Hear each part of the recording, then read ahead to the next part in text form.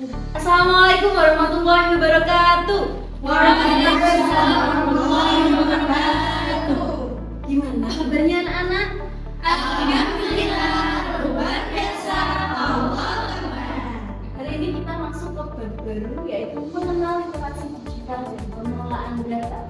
Ini bagian dari KKA anak-anak. KKA itu apa? Coding dan kecerdasan artificial. Mengetahui pentingnya literasi digital. Yang kedua, menjelaskan konsep pengelolaan data dalam kehidupan sehari-hari.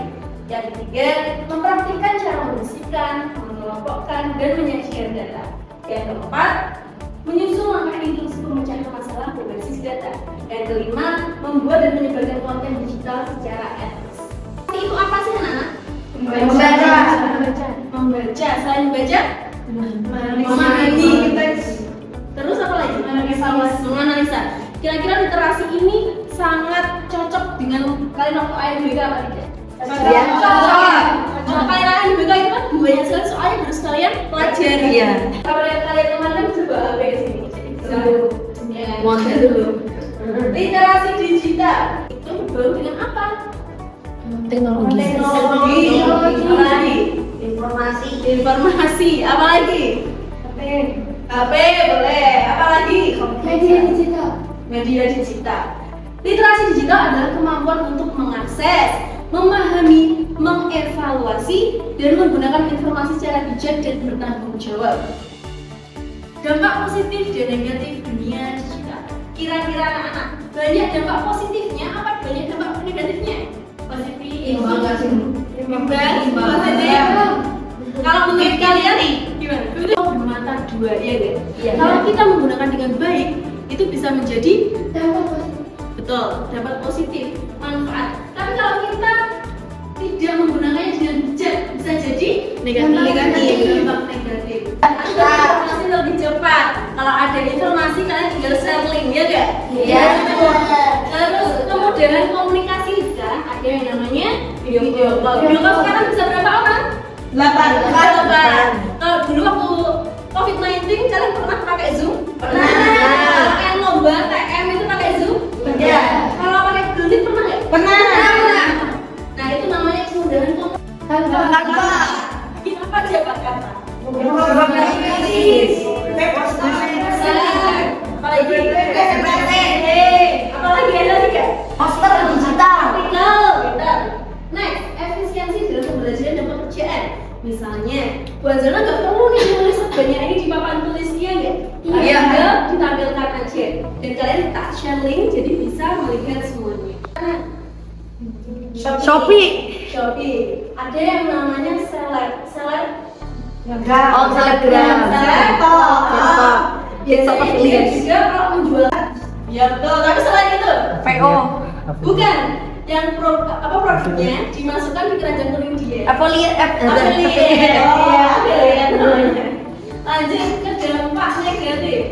Yang pertama adalah penyebaran Hoax. Hoax itu apa sih anak-anak? Berita palsu. Dibuat-buat. Informasi palsu. Meninggal dunia. Pernah. Itu kira-kira hoax apa enggak? Itu ternyata palsu anak-anak. Dari itu makanya kita harus bijak dalam menerima informasi dan menyebarkan informasi, ya enggak? Sharing dulu, baru sharing. Jadi kita sharing dulu informasinya benar apa enggak, baru kita sharing ke orang lain. Kecanduan gawe atau medsos. Kalian kalau pemulangan pasti yang dipegang pertama kali apa? HP. Dan ketiga yang dipegang apa? HP. Bully itu nggak hanya soal fisik, nggak hanya soal perkataan langsung, tapi dia bisa dalam bentuk ketikan, ya enggak? Banyak kan artis K-pop meninggal atau bunuh diri karena ketikan dari haters-nya, ya enggak? Iya. Ancaman keamanan data. Kalau kalian menggunakan aplikasi, menggunakan games, itu biasanya memasukkan data informasi kayak apa? Nama, email, umur, biasanya umur itu digunakan untuk apa? Untuk orang ini? Betul. Kalau misalkan dia di bawah 17 tahun, ada situs yang terlarang, biasanya kan tidak boleh juga. Mari kita bahas. Kita mulai dari sisi positifnya. Yang pertama, informasi itu. pakai AI. Kok bisa tahu itu pakai AI? Dari soundnya dengerin. Suaranya aneh ya? Iya. Maksudnya bukan normalnya suara. Yang kedua, random ya. Yang ketiga ada watermarknya. Ini benar bikinnya bikin video. Jadi nanti kalau bikin video ini kalian itu bisa ketikkan prompt-nya. Jadi nanti tinggal di generate, mau pilih suaranya cewek atau cowok langsung muncul videonya. Misalkan, buat nggak tahu prompt ya, nah, prompt itu apa? Perintahnya. Kalau kalian dijanjikan buatkan, jawabkan, itu namanya prompt.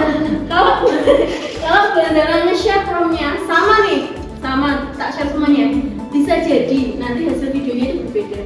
Karena di AI itu banyak namanya big data, datasetnya itu banyak. Jadi mungkin setiap akunnya kan berbeda-beda. Itu mendapatkan data yang berbeda juga dari hasil prompt kalian. Meskipun prompt-nya itu sama persis. Seperti itu. Sekarang kita tulis sebentar anak-anak, dibuka linknya ini bisa.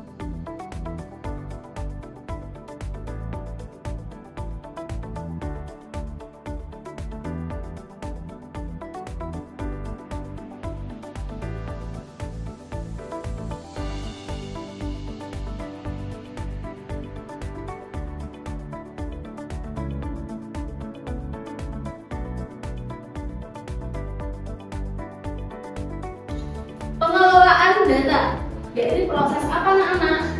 Mengumpulkan, mencatat, menyimpan, mengolah, menganalisis, dan menjadikan data.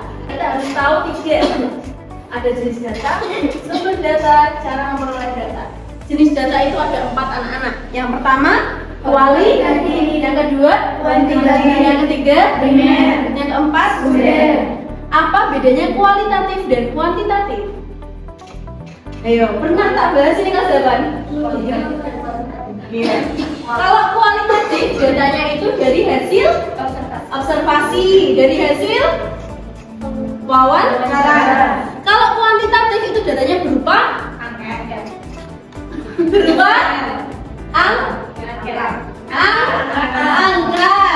Misalkan hasil Pilpres tahun 2024 itu Prabowo mempunyai 50%. Itu kira-kira datanya kualitatif atau kuantitatif? Kuantitatif. Data ada primer, kebutuhan primer.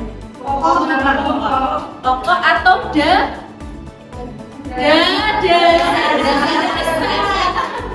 sekunder, datanya ini sudah diotak-atik atau sudah ditambahkan atau sudah disisipkan kata-kata yang memang misalkan sama wartawan atau sama jurnalis itu sudah ditambahkan.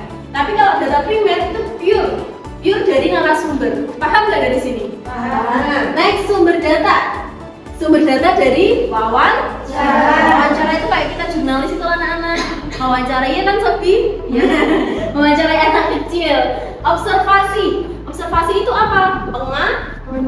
Pengamatan, amati, dilihat, terjun langsung, itu namanya observasi. Lanjut, dokumen atau laporan dalam bentuk biasanya video, foto ataupun laporan yang berbentuk drive kayak gitu. Lalu cara memperoleh data dengan menentukan tujuan, memilih metode, mengumpulkan, mencatatkan hingga menganalisis data untuk mendapatkan informasi yang bermanfaat. Next, kembali lagi di kelas 7-8 ini sudah kita bahas bolak-balik ya anak. Namanya apa? Berpikir komputasional. Berarti kita harus berpikir gimana? Berpikir untuk memecahkan masalah dengan sistematis itu apa? Berurutan. Terus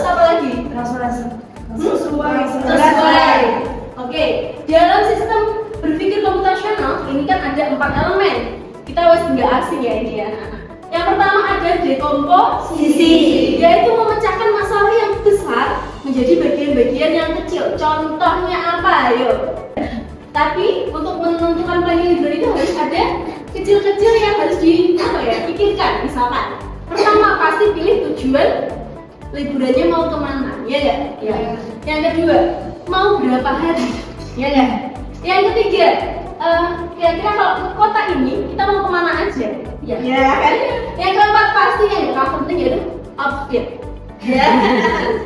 Terus yang kelima, ini yang penting banget yaitu budgeting. Ya.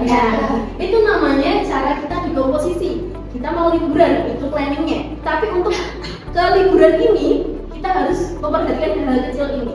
Itu namanya apa, Nana? Dekomposisi. Contohnya ada yang pernah tahu? Abstraksi. Langkah-langkah masak mie instan. Apa? Langkah-langkah masak mie instan.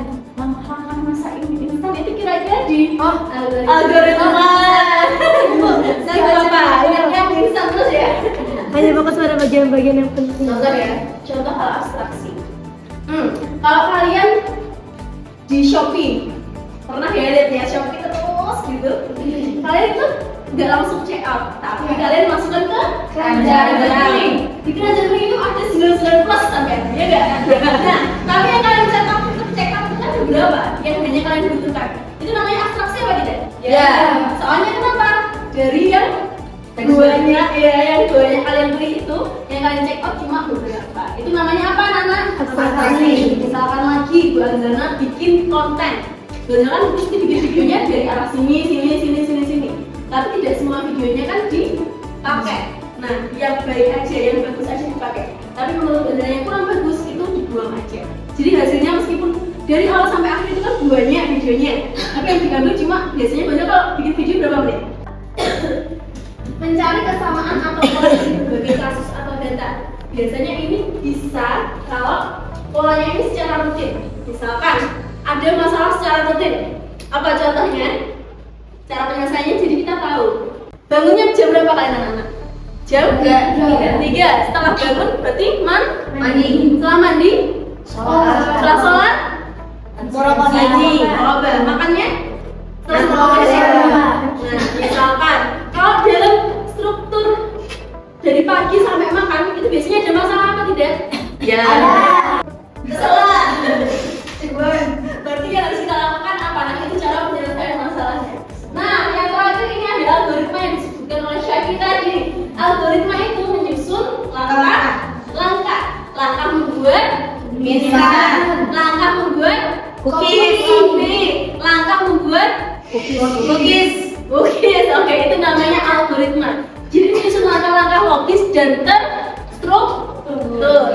Terstruktur itu apa, anak-anak? Berurutan.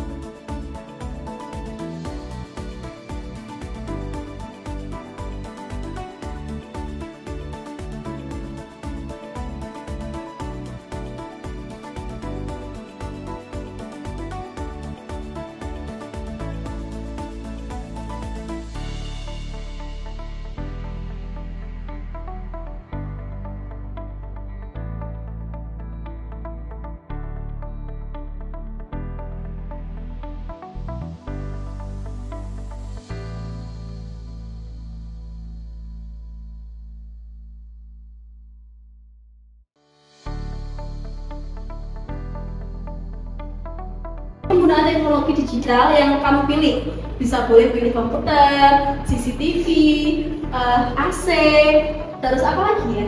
Laptop, tab, atau HP bisa. Terus nanti dijelaskan dampak positif dan penggunaan teknologi tersebut dan dapat dilakukan agar penggunaan teknologi tersebut tetap aman dan bertanggung jawab. Kalian jawabnya gimana anak-anak? Di Google Form. Linknya yang merah ini, http://bit.ly